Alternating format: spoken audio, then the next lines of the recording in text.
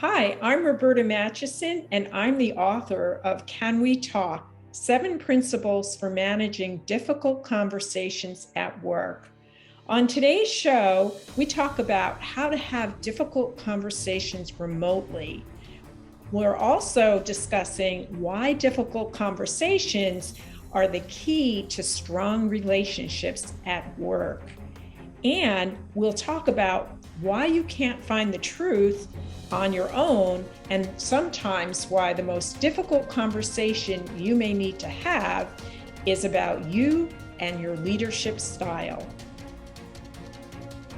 Welcome back to part 2 of our delicious conversation with Roberta Matutson. She is a global executive coach who helps organizations hire and keep their best people. She is the president of a consulting company, and she works with companies like General Motors, New Balance, Microsoft, and a whole bunch more in really about how to understand and maximize the talent that they have. She's the author of 6 books, and her latest one is Can We Talk? 7 Principles for Managing Difficult Conversations. In part 1 of the show, we talked about going into those conversations, what is it we really need to do before we go in? Instead of rushing headlong into a conversation, whether it's with your boss, whether it's with a peer, or whether it's down that ladder, the need for clarity is vital, knowing what it is that you want and knowing what it is that you want the outcome to be, and getting out of anything that is to do with manipulation and getting absolute clarity about, certainly you want to persuade, you want to get somebody over to your way of thinking, but how can you ethically do that? We were talking about that in the beginning. We want to come back into part 2 with something that I think is probably fairly new for most people, and it's going to become more and more and more relevant as time goes on. In 2020, as you I'm sure are very aware, there was a global pandemic. Companies that said we could never go remote went remote within 21 days, or they went out of business, and some went out of business. But many of them changed on a dime. You can't turn a battleship on a dime. They did. And so everybody went remote. Well, when you went remote, what happened to those conversations, those difficult conversations that you knew kind of need the person in the room to have that conversation? That's what you said before. And now you're having to have that conversation with somebody who may actually be in the same city as you, but maybe on the other side of the world, but you got to do it remotely.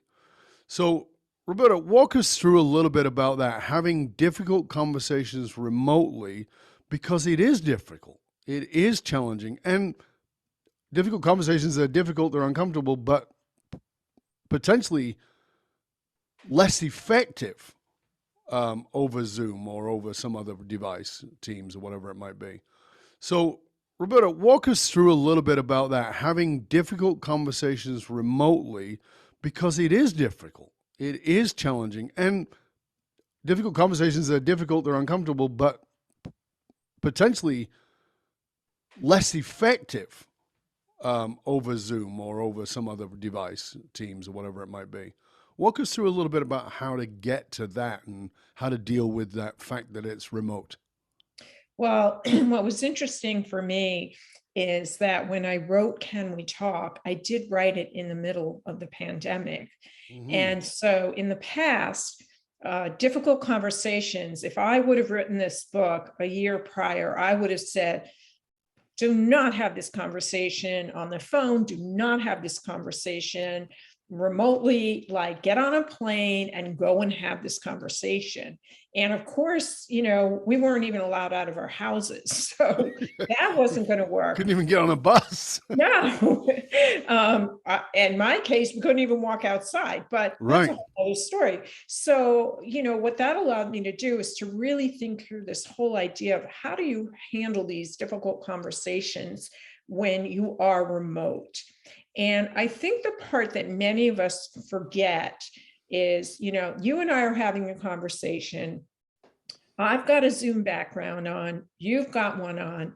You have no idea if I have an 8-year-old that's sitting next to me doing their homework. You don't know if my spouse is walking around in the back. You don't know any of that. And so when we set up these conversations, we don't think about, people are working in apartments, right?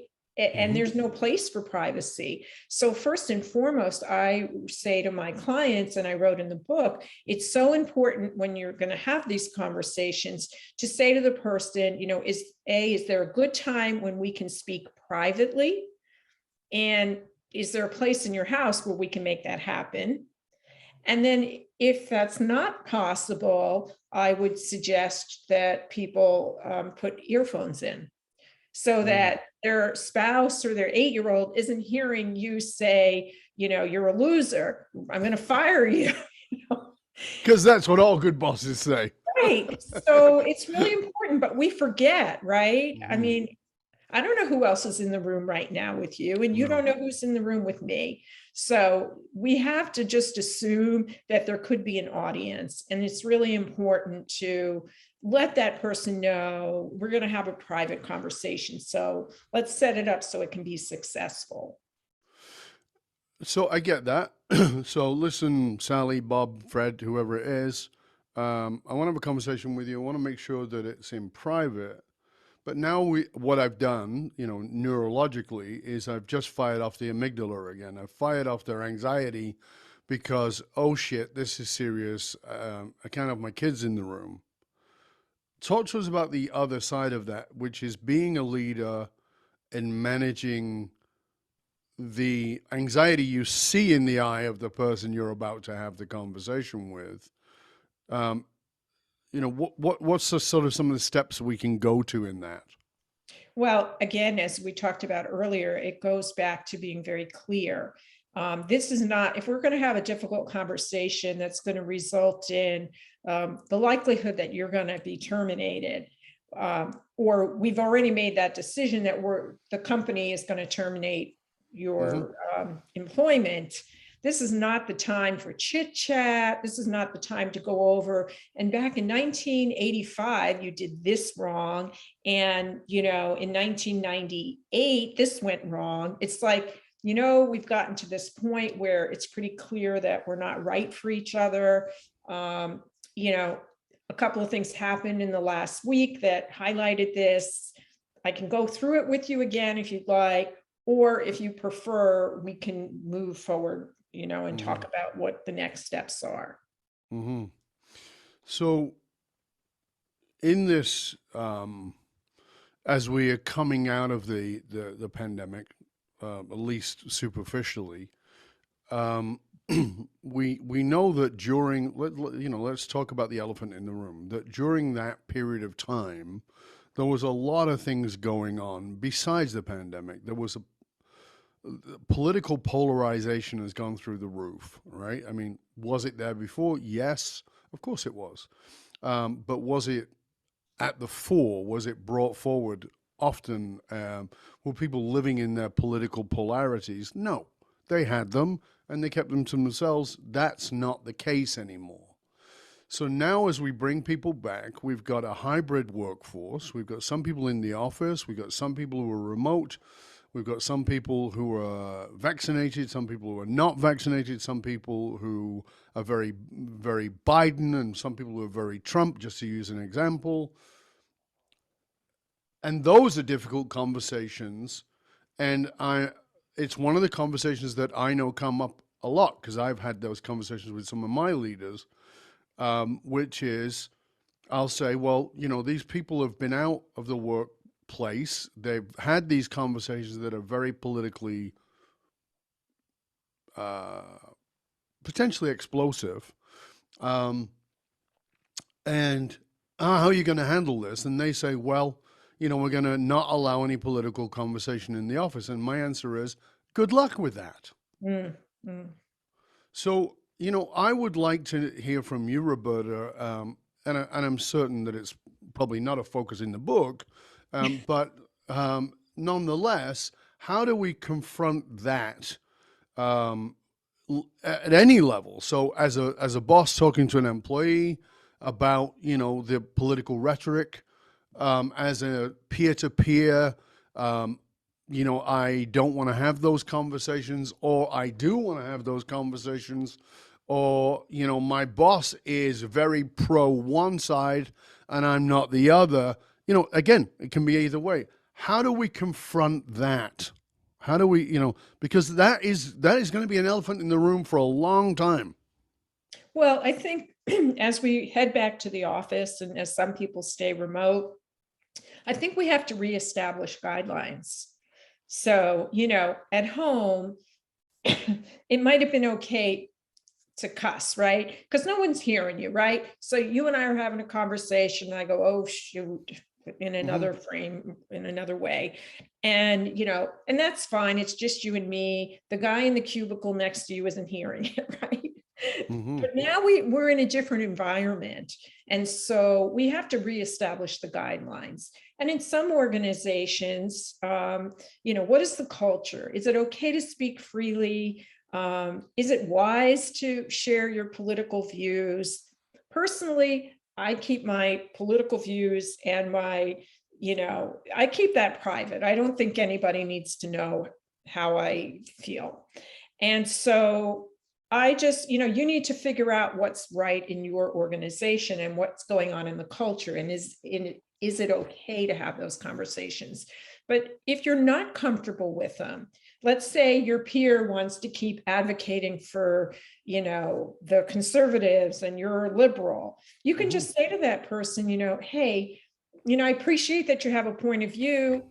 Honestly, I'm not really interested in hearing it here in the workplace. I have work to do. So if you want to discuss that, offline, happy to do that or find someone else, Right. I think you have to set up those boundaries because people have been so used to speaking freely about anything that you're right. Now we're going back in, and there are things that, you maybe don't want to talk about at work, depending on what the environment is. And this is the thing. I mean, we know that human beings are a product of their environment, and we've all been removed from the work environment, and we've been bombarded with media and social media that has been built politically explosive or potentially explosive. And that, having been marinating in that for a couple of years, it's going to take a level of personal discipline. It's going to take a level of personal accountability to say, yeah, I know. Sorry, I brought that up. I shouldn't have brought that up, and just to pull it back a bit, and that's self accountability rather than waiting for my boss or my peer to say, hey, back off, Boogaloo. I need to pull myself back and go. I love having these conversations about whether this is right or that's wrong, but is this appropriate? And I think that this is part of where we've gotten the challenge, Roberta. And it's the reason I wanted to have you on the show is because these are difficult conversations, but in fact, they're difficult conversations to have with yourself, Mm. right? You can do all the strategies, you can follow all the navigation that Roberta's laid out beautifully in the book for you. But the first step is, are you having a difficult conversation with yourself, which is, what if I'm wrong? What if I am absolutely right, but it's the wrong place to have the conversation? Like those conversations with yourself got to be primary, I think. I totally agree. And you and I've been around the block. Okay. So we both know that there's a lot of informal things going on in organizations. We call that politics. Yes. And, yeah, sure. Maybe you want to feel free to say whatever the heck you want. But in the long run, you got to ask yourself, is this going to serve me well? Is this going to come back to bite me? Is this the kind of organization where that stuff's going to fly? Right. Because a lot of what you're talking about, all you're really going to do is piss people off. And if you're like most people who have strong opinions on politics, you're just going to keep hammering away until you think that you're going to get someone to agree with you. But we both know the likelihood of that happening is slim to none, but you will destroy your career in your efforts to get everyone to, think your way. Yeah. I mean, I've said for years that bad leaders are trying to be right. right? So whether you're and I'll clarify that by saying, and by the way, if you're listening to this and you're a janitor, you're a leader. And what I mean by leader is you have influence and impact on somebody. Maybe it's your children, maybe it's your grandchildren, maybe it's the person sitting next to you at work. And you have a responsibility in that leadership to hold yourself accountable to, is this the influence and the impact I want to have? Um, I think you raise a great point. And, we're talking about politics, but let's just talk for a moment about another taboo subject, religion. sure. Just imagine for a moment that you're Jewish and your boss is a born again Christian and he or she is trying to convert you. I mean, not many of us would really put up with that. Nope. So it's the same thing with politics. If Yes. you're, pro Trump, and somebody is pro Biden and you're just hammering and hammering and hammering, that person is going to like be gone in a minute. And Sure. we know that right now and for the very near future that it is next to impossible to fill jobs and Yes. to fill jobs with talented people. So if you've got good people in your organization and you're, repelling them, that's a problem in itself. So let's go to that because it's a, you and I, we had a previous conversation in a lead up to this conversation several months ago. And, we talked about the Great Resignation. And I know that the book you did before Can We Talk was Evergreen Talent. Our leaders can become talent magnets.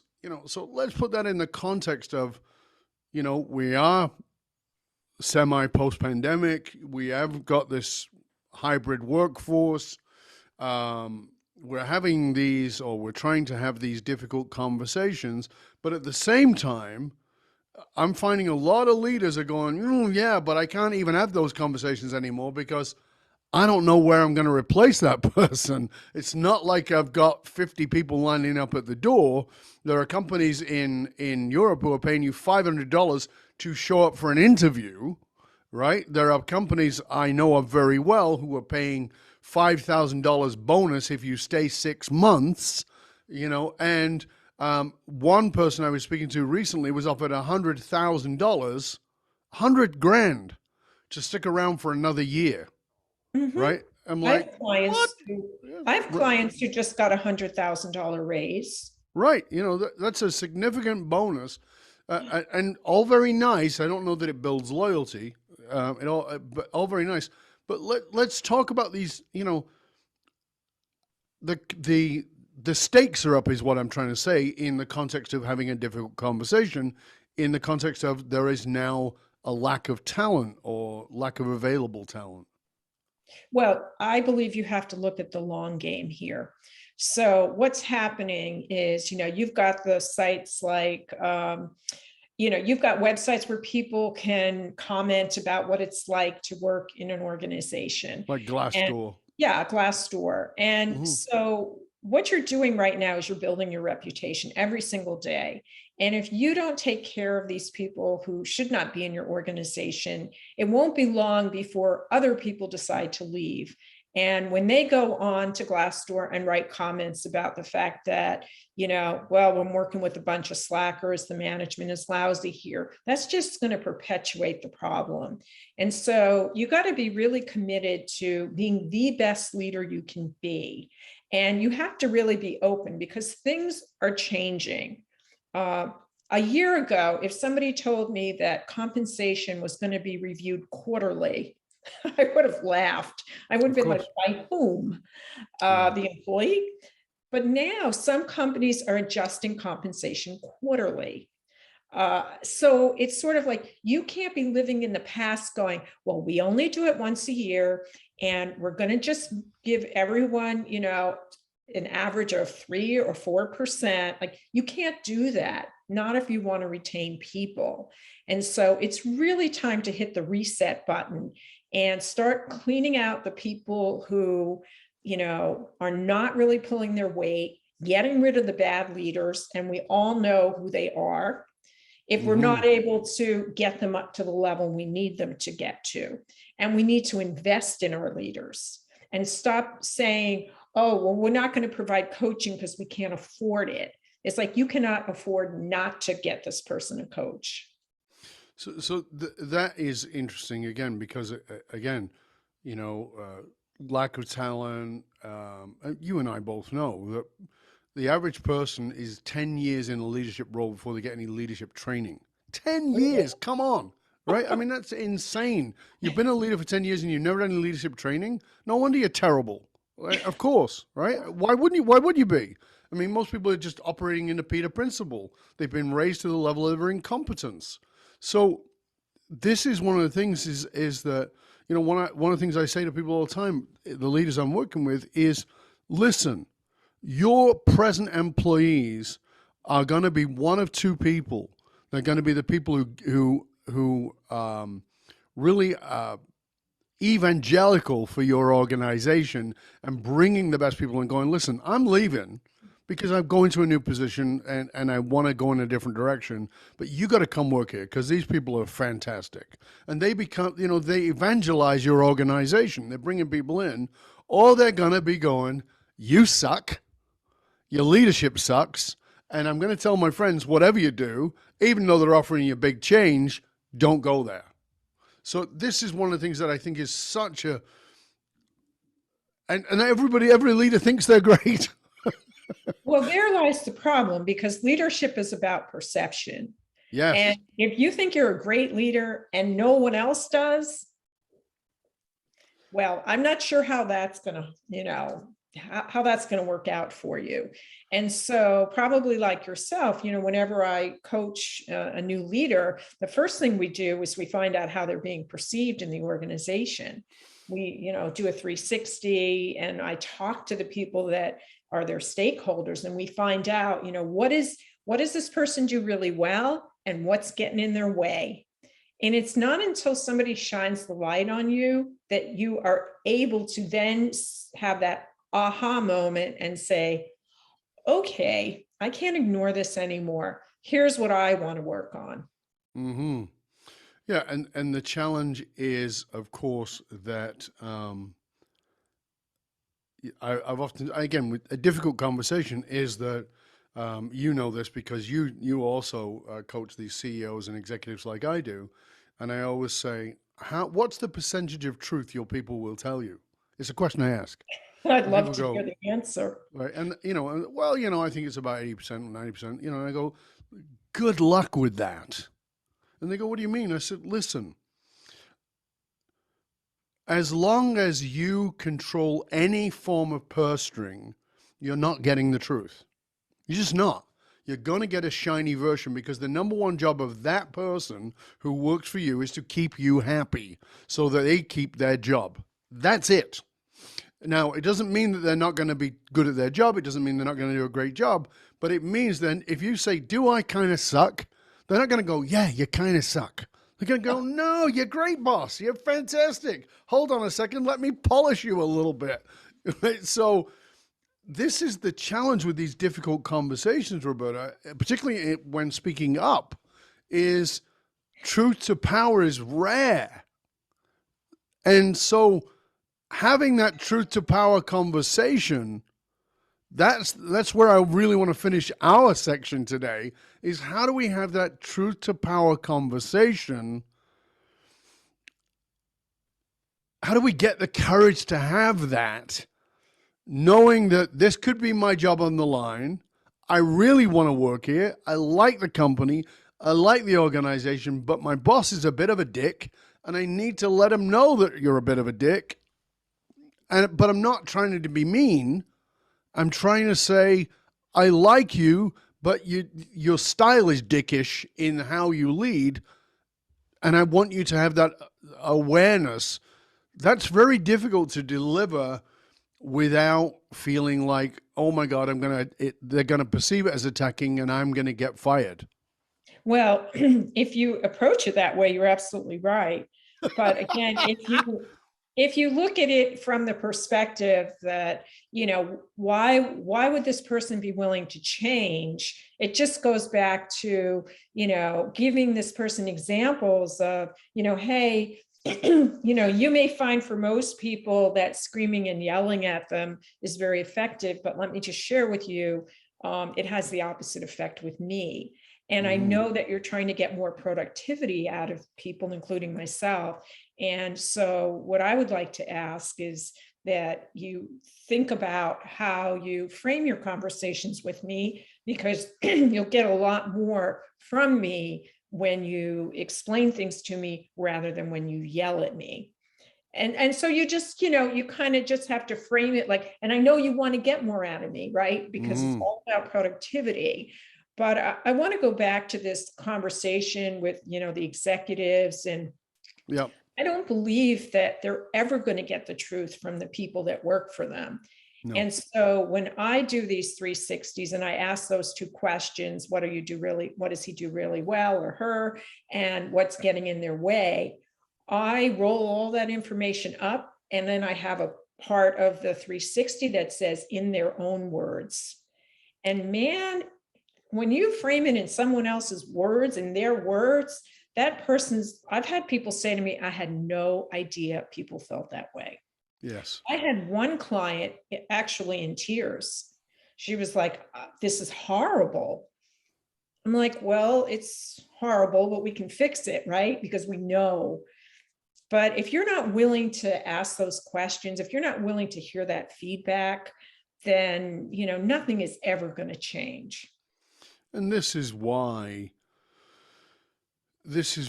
mean, I'm constantly saying this. This is why leadership organizations must bring in people like you and me and other top level consultants, is because you're not going to get the truth. And by the way, listen, I've been working on my path for more than, yeah, geez, more than almost 40 years, and I can tell you that as aware as I am, nobody can see their own blind spots.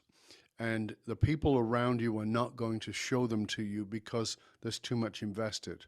So you need somebody who can come in and who can be objective. And I realize that not all consultants are going to do that for you, but I know that if somebody's really good, they're going to say, "Listen, this is what you need to hear.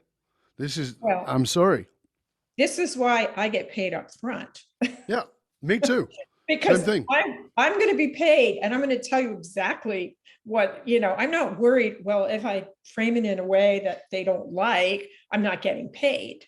Yeah, I'm Like, if exactly you the same. if you don't want transparency, then don't hire me, because I'm not Yeah, your gal. yeah, same thing here. It's like, come on, hold on a minute. Like, so, and I always say, just to let you know, my consulting service does not come with a smoke machine. I will not be blowing smoke up your ass at all. I'm going to tell you what you need to hear, and what you need to hear may not be what you want to hear, but it will solve your problem. And they said, well, what about you? What do you do? I have people help me. I'm buying my own medicine here. This is what we've got to do. And those are the difficult conversations. At the other side is, are you willing to have somebody have a difficult conversation with you so that you have to listen? Because I think that ultimately, as we go around this, we come right back to the beginning, which is, are you willing to receive a difficult conversation as a leader?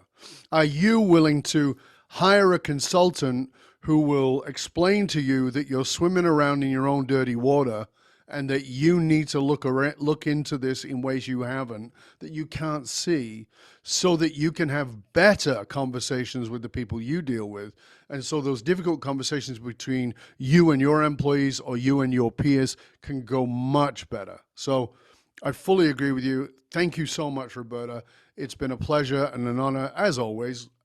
Is there, if you were to give one simple, profound tip to our listeners that would allow them to, besides go and buy the book, which they should do, of course, but one profound tip, what would you say to them that they need to get done?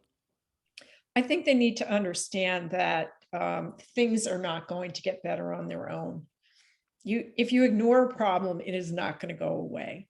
And Mm, so, as you and I talked about, these conversations, yes, they're difficult, but thank God, no one's shooting at you. You're going to come out of this alive. So it's just really important to have these conversations so that you can have better relationships. And that's what it's really all about, right? Having great relationships with the people that you work with and the people that you love. absolutely. Absolutely. And, and again, I want to remind you as you listen to this, you're going to find some very valuable insights into this book and very good strategies inside the book, not just for your difficult communication at work, but in every area of your life, because life is relationship, and relationship requires communication. So you need to get a lot better at it, having these difficult conversations, whether it's with your boss, your employee, your peer, your partner in life, or your teenagers. All of those are really important. So again, thank you so much, Roberta. Would you please, as we close up, tell everybody where they can find out more about you and about how they can reach you in the different outlets and all the wonderful resources you have, including your books? Sure. You can go to my website at Matchuson, Matuson, consulting.com. You can sign up for my newsletter there. You can follow me on LinkedIn, and you can also follow me on Twitter at Matchuson. If you send me a LinkedIn invite, mention the show, and I'd be happy to accept your invitation. Wonderful. Thank you. Again, it's always a pleasure and honor uh, to be here with you and to hear your insights. And thank you so much for that. I hope you'll stay with us at the end. And for you, dear listener, remember that you can hang out with other conscious leaders. You can chat about this episode or any past episodes inside of our LinkedIn and Facebook groups. Just look for the Leadership and Loyalty podcast. It doesn't matter how successful you are. If your employees and your customers don't understand what gives your company meaning, you're only working at a fraction of your true capability. To find out more about how you can hire me, Dov Baron, as a speaker or leadership strategist for yourself or your organization in really getting to the deepest possible meaning of your organization, just reach out to me at dovbaron.com, DOVBARON.com, because unified actualized meaning is the one single monolithic difference between mediocrity and greatness for all individuals and companies. I want to thank you for sharing the show with everyone you know. Till next time, stay curious, my friends. Stay curious about how you can step up, claim your power, up, down, and sideways by having those difficult conversations. All you need to do is ask yourself, can we talk? I'm Dov Baron. I'm here to assist you tapping into your deepest meaning to reach that next level of clarity, focus, purpose, and profit in your business, your life, and your leadership impact. And I am out.